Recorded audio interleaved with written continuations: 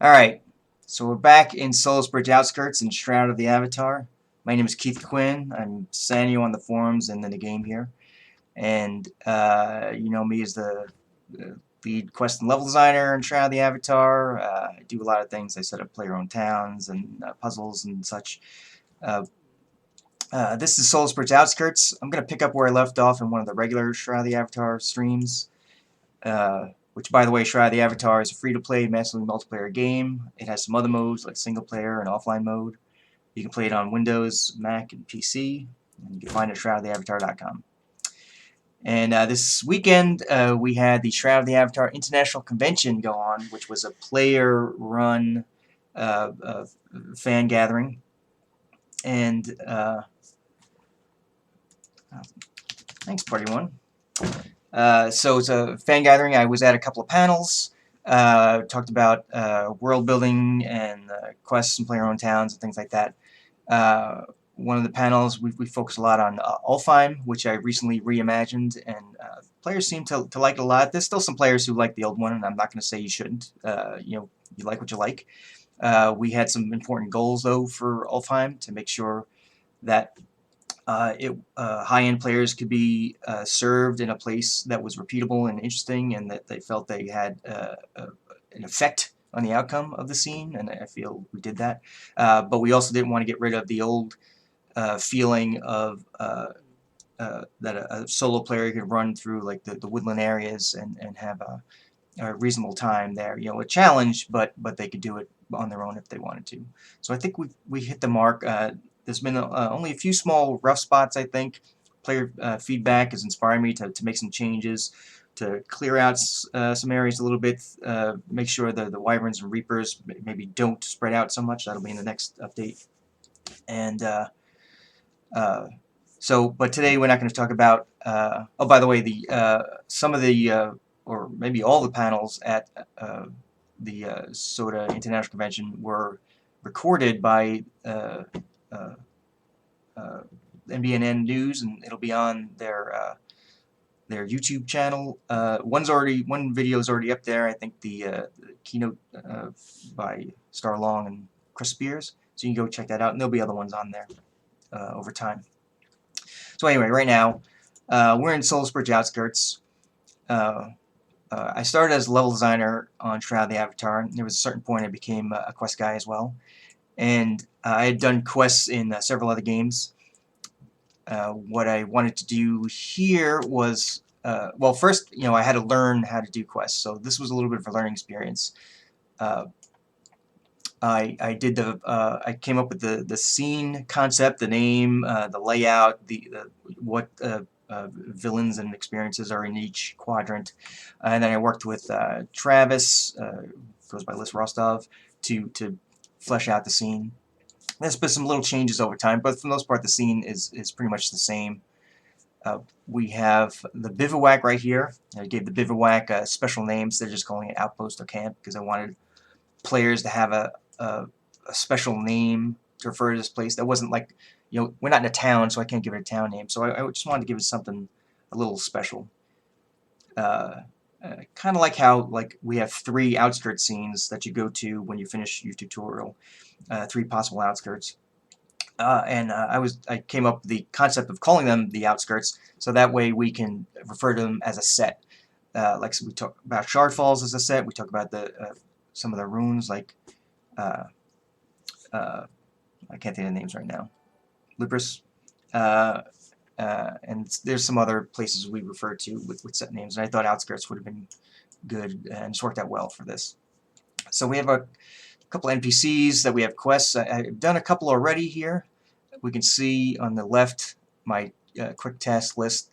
We have 4 things there. The bottom 3 are I picked up prior to the scene and will get resolved after this scene. The scene being this map, this area.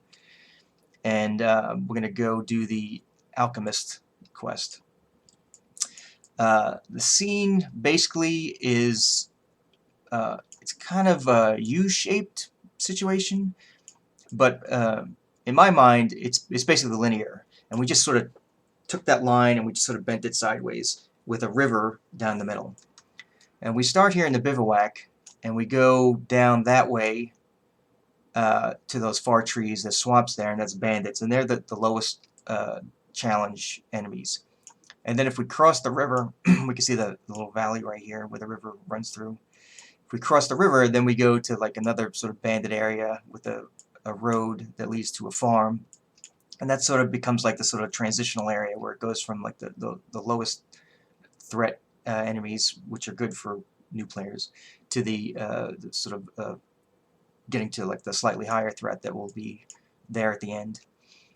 We can see some dead trees over there. So there's a past the farm and across the river here, there will be a graveyard, and there's an alchemist in there. He's where we're going to be. That's where we're going to be going. And then past that is a village that's been abandoned by the townsfolk and overrun by undead and a few cultists. And something else we set up that I kind of liked that worked out pretty well is that I can't really run from here down the river and up the rock wall to get to the far side, so I can't get to the toughest area just casually. But if I'm in that toughest area, if I want to come back, I could just sort of like jump off into the river. It won't really be hurt, or I could bounce down the rocks, and then I can come up this switchback back here in the bivouac. So the layout was pretty important in this scene. I'm going to check the chat every once in a while. Can you make a quest that mentions my toon name, Sheldon Cooper, how awesome he is? Possibly. We have in the past, we did stop, though, we have in the past named NPCs based upon player requests. So players who had a certain purchase level in our game, you know, we had a lot of crowdfunding, I forget the terms that we use, but you know there were different levels and that players could purchase in, you know, when the game was in development, and depending upon the level that you bought in at, then you were able to sort of when the call came out, you were able to sort of put in your request for a name of an NPC, and some of those NPCs did end up getting involved in quests, so they weren't like just standalone, we won't touch them NPCs. Sometimes, you know, they were merchants or bankers or town criers, and any one of them is potentially a character that can be used in a quest.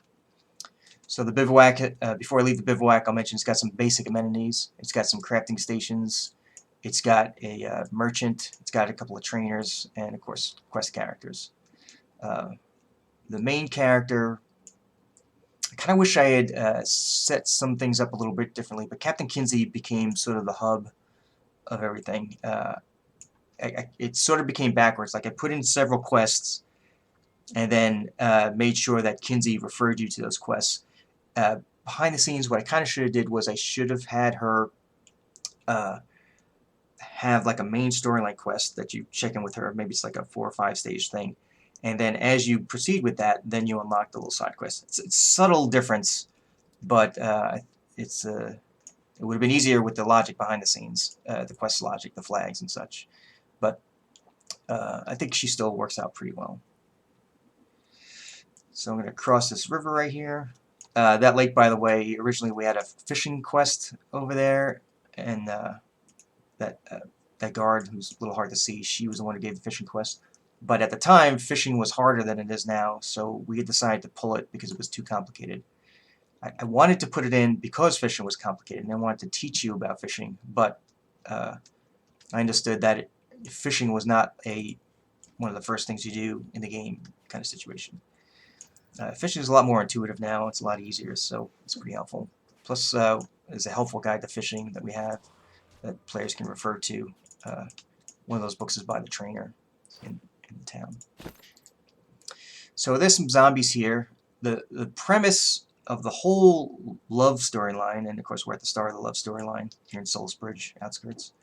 The premise is that there are undead kind of swarming areas in the Perennial Coast, which is the region that I'm in, and it's getting worse and worse the further north you go. I don't know all those details yet with this character, but these are the sort of things that I'll find out. I sort of have hints to these things before already, and of course the zombies right here.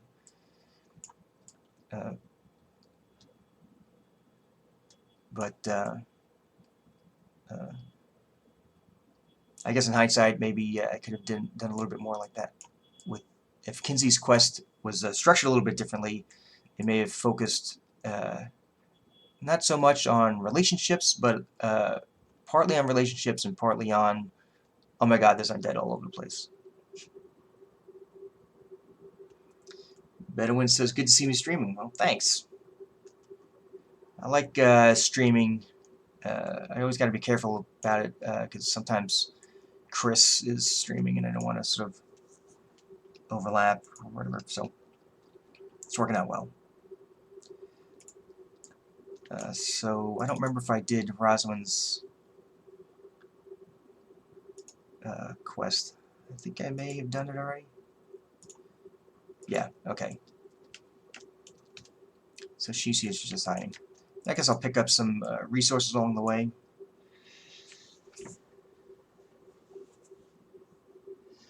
Right, Party 1 points out I stream often, but on the main channel. I did it on the main channel because it was more... it was all focused on Ulfheim, all my streaming chatter for most of those streams. And it was to show you the scene in progress, and that was great. There's not really a scene in progress right now, or not necessarily newsworthy. I'm just sort of playing through as a player would and chatting about stuff. I'm only going to do it for a little while today, and maybe I'll come back again and again and do more and more. There's an archer right here. I don't like the looks of him.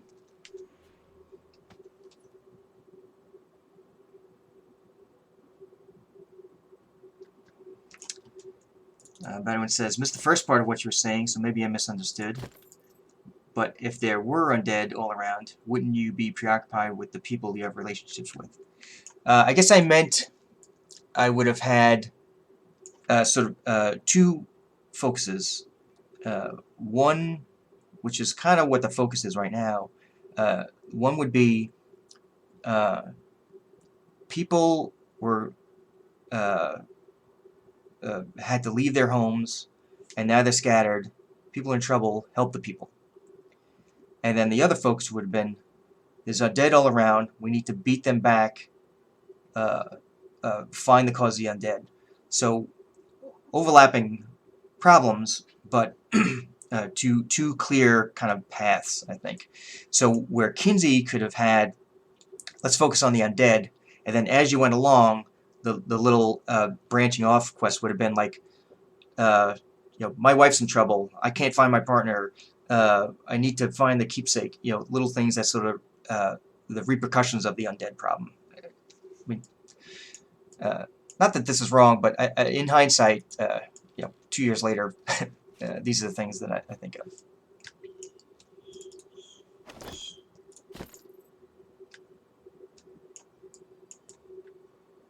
For those players, oh, there's a two-tailed comet, huge. Look at that. Holy cow.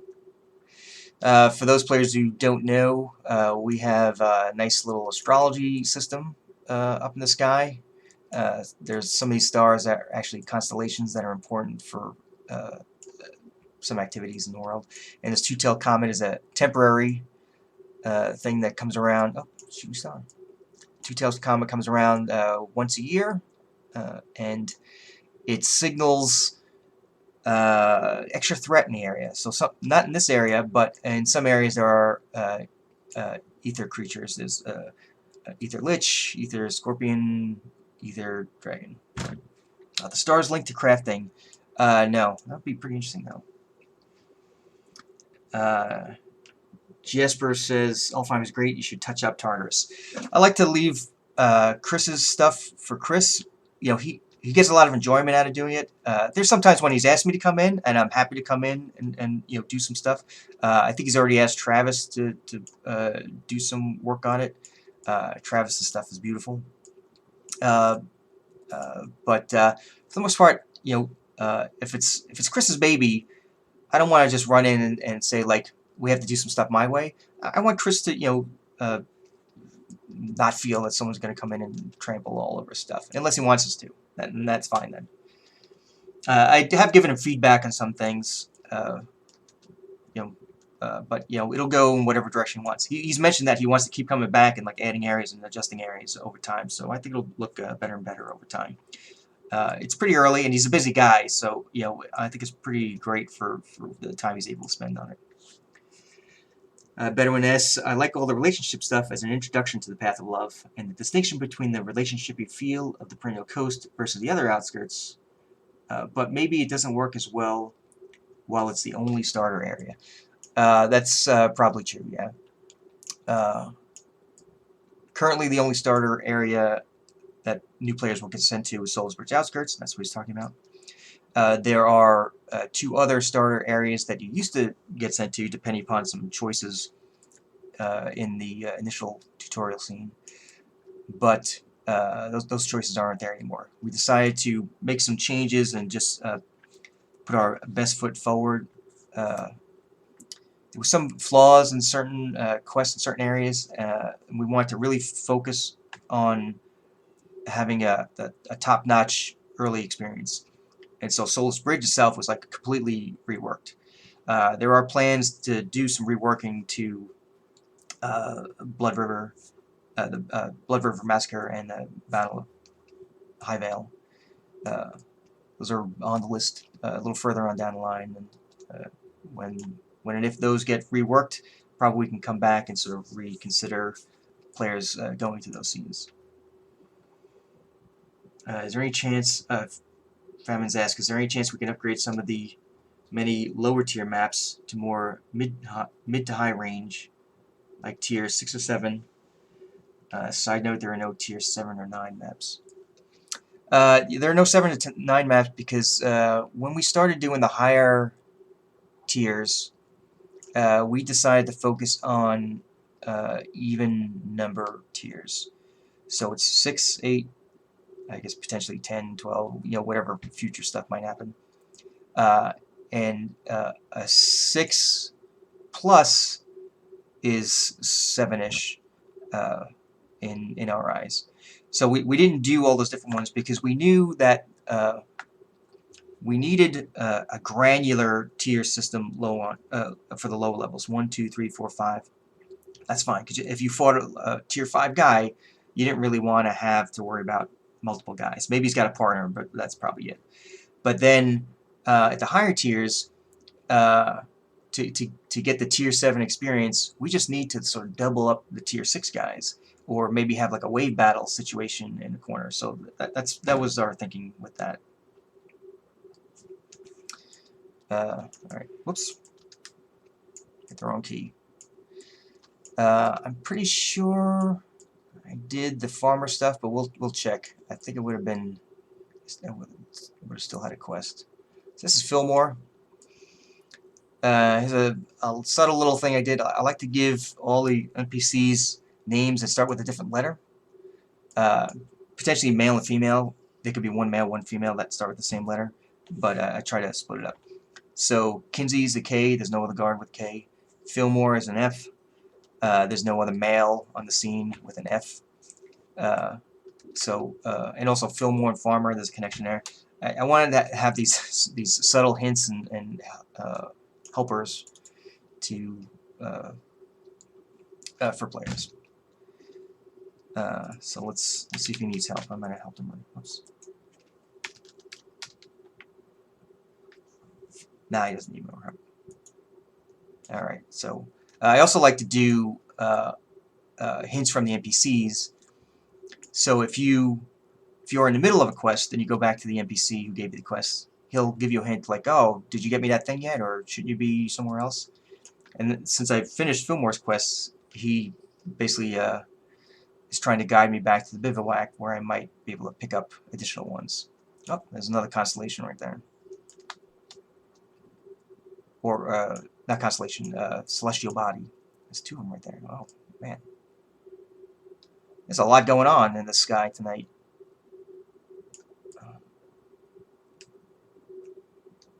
It's a little hard to see. I'm just running into stuff. My monitor's a little darker than what you guys are seeing. No, I didn't even see that thing anymore. Now let's see what you need. You need a tier 20 undead dragon. Oof. With ads like undead minions. Yeah. Famines asks, also, can you mark South Drakvault Spurs 2+? It's marked as 2, but it spawns the Razorback Destroyers and Spires. So the way it becomes a plus is not necessarily if there's a one-off enemy that's 1 or 2 tiers higher than the rest. It becomes a plus for us if it's got a major section, like a camp or a cave or an alcove valley village, that is as an area all like 1 or more tiers higher. So if a scene is like tier 6, I don't know if it's a swamp or whatever, maybe there's alligators and or crocodiles, whatever we have, and undead and whatever all around, but then a bandit camp in one back corner and all the bandits are tier 7, then it's a 6+ scene. So that's kind of how the rule we've used to work that out. Any particular scene can have like a one-off tougher than the rest guy that rarely pops up. Usually it's further into the scene, it's not near the entrance. The entrance is usually the lowest or safest spot. Sometimes the road itself is a little bit roughly left or right, but the road itself might be a little safer than the further out you go. The further from the road, the tougher it is. So now I'm looking at my compass marker, and I gotta go over here. I've been directed to go over here to ask for medicine.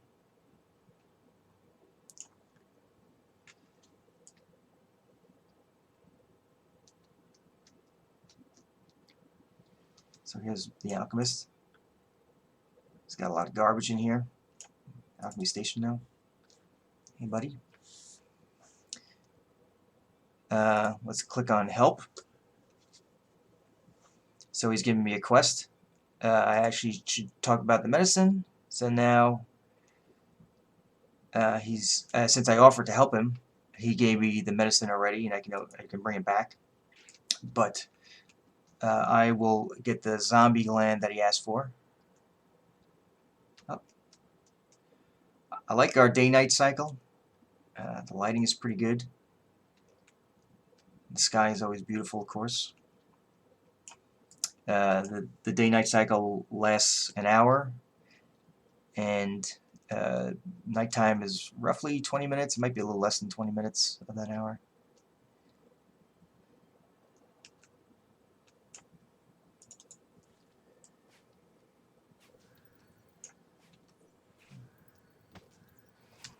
So you see this zombie takes a little bit longer than the zombie early in the camp took.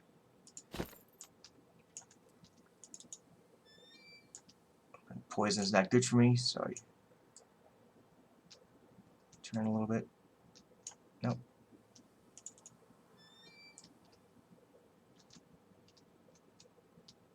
Okay, it's off. There's a bad guy right here. Something we also do, Mike Soda asks, so 24 hours is 24 days in game? Yes, that's correct. So time, the day-night cycle and time, they kind of don't match up. Don't stress your brain about it too much. But it's interesting to think when you see that it says, we're in the year 576 in the game.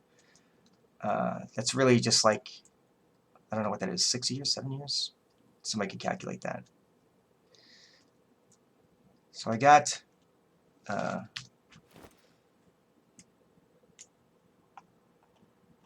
think I got it. Got a lot of junk in here. So there's the alchemist fever medicine that I need to bring back, and the fresh zombie olfactory gland.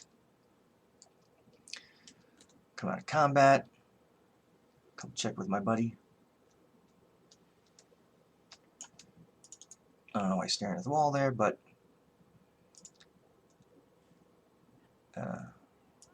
here's the gland. Perfect specimen. No, he doesn't need another one, so he's good. Now I gotta deliver the medicine to Kinsey. I'm going to do the shortcut situation like I mentioned before. I'm just going to jump down the wall. Oh, there's a bag over here. And a big red thing. This was one of the extra quests that came in later on. Damien Folletto added some quests in here. You may know Damien from his quests in Highvale Outskirts and Blood River Outskirts. The Esmeralda quests and Trumplemouth. Skull Clippers. This thing is tough.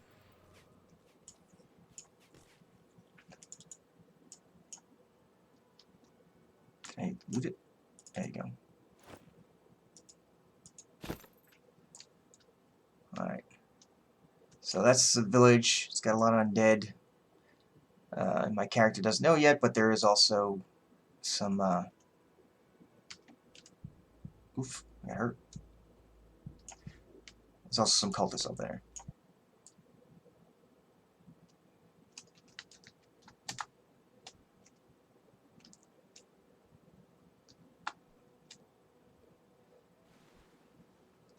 Oops. So today I didn't start over here, but this is where my character came into the scene. We don't need to talk to that soldier. If you didn't know, so a lot of civilians escaped Solace Bridge, like I did in the tutorial, by going along the river. And they were trying to bring some stuff up, some heavy stuff, instead of dragging it up the switchback. And you can see this piano, unfortunately, didn't make it.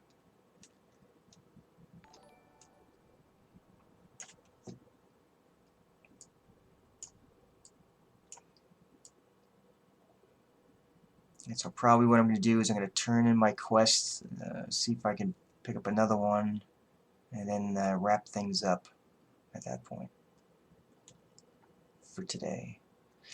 One thing we did in some revisions, we did some updates to some of the early areas. There's bad guys, zombies, that can appear on this road. There's extra resources that can appear on this road, and we can see right here, there's garlic, cotton, some ore. There's a tree up there that we can harvest. Bedouin says, because while running from undead, everyone has to bring their piano. I don't know who brought it. I wonder if it wasn't the Langstroms. They seem to be a little hoity-toity to me.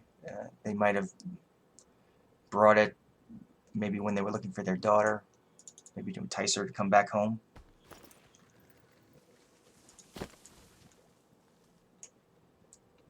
But who knows, you know, they're important keepsakes. You can't put a price on something, you know, maybe it was like, yeah, we can make up any story, you know, maybe it was a woman whose husband made it from scratch and there was no way she was leaving it behind. Maybe it's priceless, like it's a priceless artifact that that shouldn't have been left behind, but, you know, at a certain point they said, screw it. By the way, well, let's go to Kinsey first. I'm gonna go meet the person I got the medicine for after this. Let's click on help.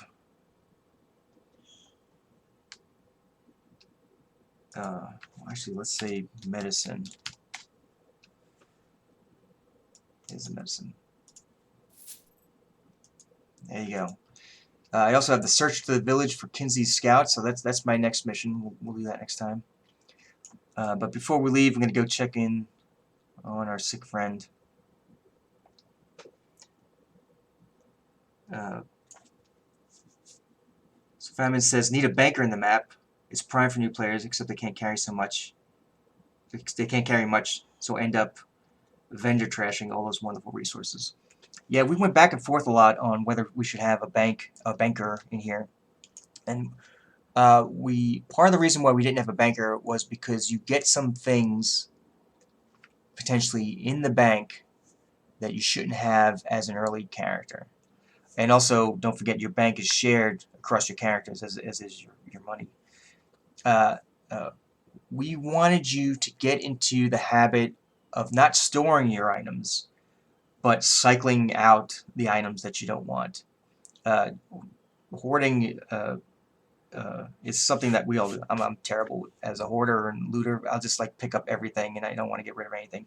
But it is a better habit to learn, or at least to inspire you to figure out when to sell and get rid of things, and when to keep it. Uh, it is kind of rough because you're in here. Players are in here for anywhere from like 1 to 4 hours typically. Probably the new players are in here longer, I imagine. And it would be nice to have a banker. We did have some thoughts, I recall, that maybe we'd have a banker later on in the scene. So maybe not in the bivouac here, but maybe you'd find one like maybe by the farm. And although that would be awkward then, because if the bivouac's the main hangout area, with exchanging stuff, and then the banker is somewhere else, it was like a disconnect. So it's rough. I'm sure we'll keep bringing up that whether or not a banker should be here. Town crier was also a thing. Should there be a town crier? Can you bind here in that way? Bedouin mentioned I like that one. I guess we're talking about the piano again. I'll keep it as headcanon. The one handmade by a loved one. I kind of like that one too. And then Falcon's Lantern says, we've been asking for that for years, but Darkstar is dead set against it. Dead set against the banker in here? Yeah.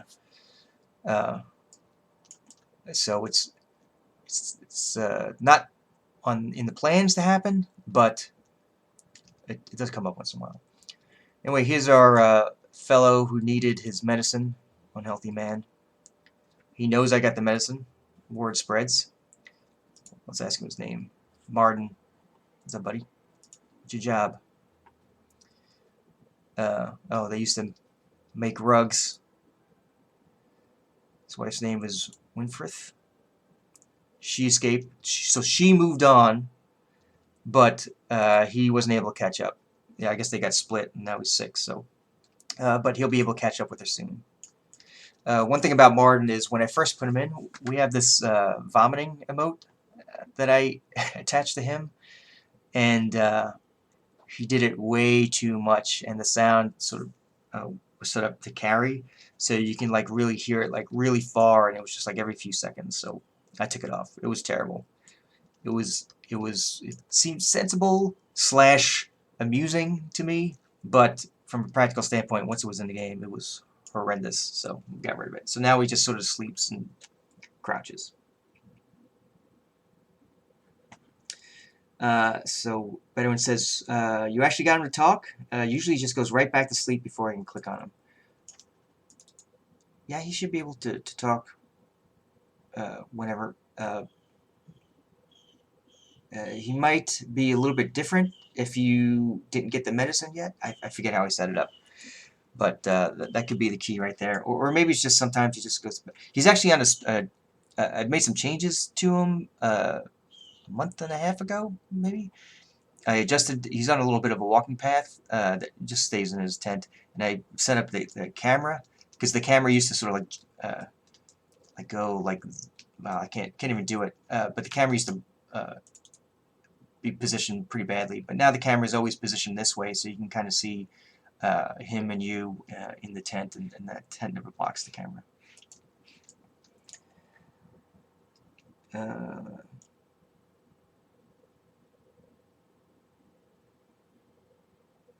So Bedouin says, I got burned by the Oracle, accusing me of waking people up, so I don't try that anymore. I have to try to catch them awake. So the Oracle doesn't like, I guess, when you... It doesn't care about him. He's just lying down. But we have NPCs in towns that go on schedules. So it's really town NPCs that you have to worry about. And when someone's on a schedule, it doesn't always mean this, but it almost always means that they have their work schedule, and for a short period of time, anywhere from like 5 to almost 20 minutes maybe, the NPC will be off duty. And if you bother them when they're off duty, you might get a little bit of a virtue ding for that. Or wake them up when they're off duty. Sometimes if an NPC is away for a long time, we might have a swap out. So there might actually be, say, 2 blacksmiths, and on a split shift. So usually at least one blacksmith is on duty at a time. That's not always the case. And some of the older scenes, we had a rough time finding homes for everyone, but definitely in the later scenes, we made sure that if someone works downstairs, they live upstairs. So you didn't really have to sort of like go down the street or anything like you do in some of the older towns. Like I think in Erie, still a little bit arduous. You might have to run around, but we have tried to improve it. 20 minutes per hour is a lot. Yeah. So the if an NPC has an important purpose, like they're well, if they're super important, like a town crier or banker, they don't get any time off. They're always in position. If they're uh, not critical, but still highly important, like trainers, uh, merchants, they might have a short time off. So it's probably like the 5 to 7.5 minutes kind of thing. And then if they're a quest person or somewhere lower on those ranks, then they would probably be probably no more than 15 minutes, but they could be one or two that's still set for something close to 20 minutes. But I don't think we really have the 20-minute time anymore. I mention it because it's possible, but I don't think we do that anymore. I'm going to go back here. We've talked about the fishing thing before, so this guy has some helpful guides. This was something I came up with.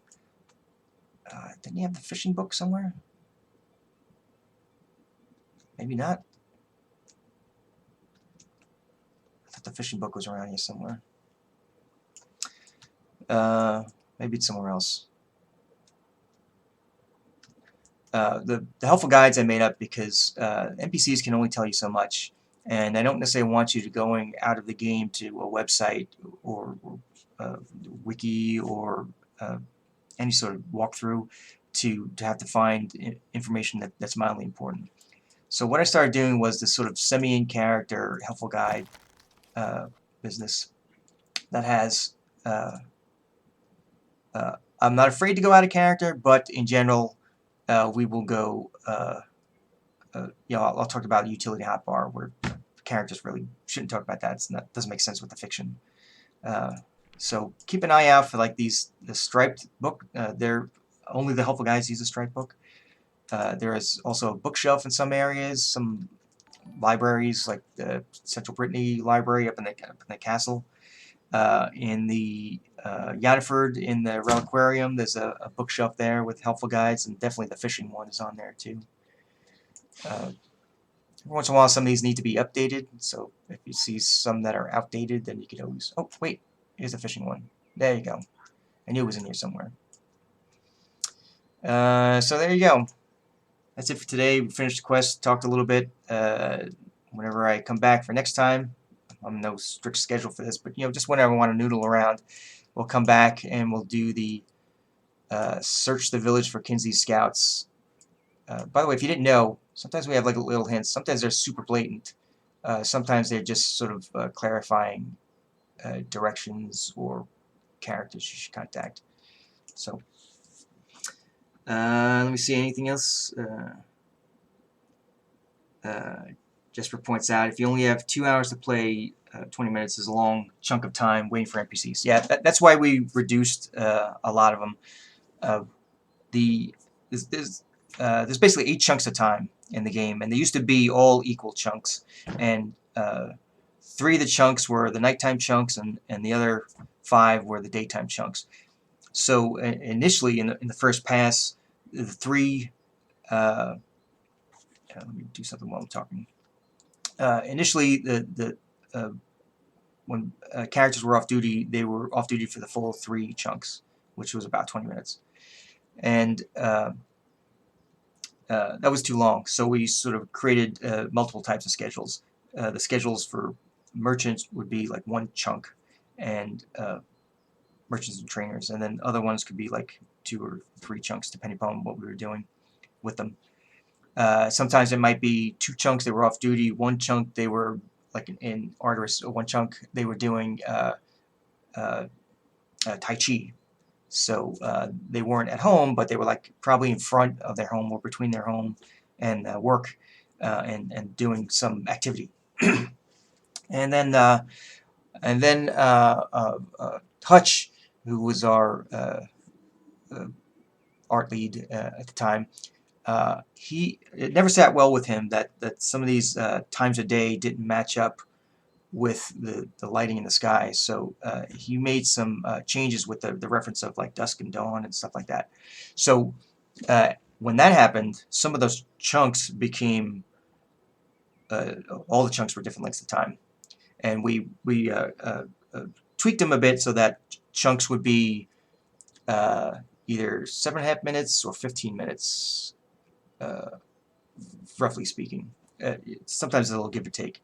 So an NPC could be off for one period, which would be 7.5 minutes, and that's the shortest amount of time. Usually, like if it's a merchant, then that's it.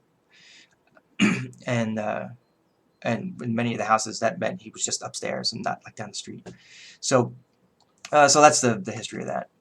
But what I want to do right now is I want to see. It's always a struggle for me to figure out how to do the raid thing. I gotta find somebody who's doing something probably pretty active. And of course, we're waiting for the videos to stop with them. Let me see. So Jesper says thanks. You're welcome. Thank you everyone for showing up. I like doing these live streams, and I like giving you just rambling. I'm a rambler, but I like also giving you answers when you have questions about things. So that's always pretty fun. I see XX Killjoy 420XX is playing through Ulfheim. So we're gonna go there. We're gonna raid there. Let's see. Well, let's get this right. All right. Thanks, Falcon's Lantern. You take care as well. Have a good day, everyone. So the raid is triggered, and we're gonna leave any second now. What's that button? All right. So thanks, everyone. I'll see you next time.